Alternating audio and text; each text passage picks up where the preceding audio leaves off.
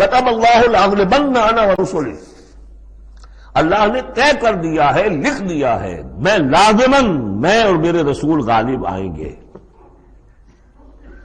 سورہ صافات میں ہم پڑھ چکے ہیں وَلَقَدْ سَبَقَتْ كَلِمَتُنَا لِعِبَادِنَا الْمُرْسَلِينَ إِنَّهُمْ لَهُمُ الْمَنْصُورُونَ وَإِنَّ جُنْدَنَا لَهُمُ الْغَالِبُونَ۔ یہ بات تو ہماری طرف سے پہلے ہی سے طے شدہ ہے کہ جنہیں بھی ہم رسول بنا کر بھیجیں گے ان کے بارے میں ہمارا یہ قانون ہے، اٹل ہے۔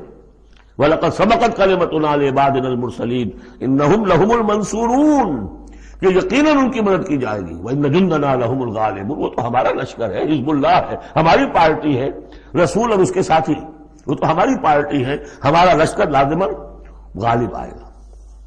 یہاں بھی فرمایا ان الذین یحادون اللہ ورسولہ اولئک فی الاذلین، وہ تو نہایت ذلیل ہوں گے۔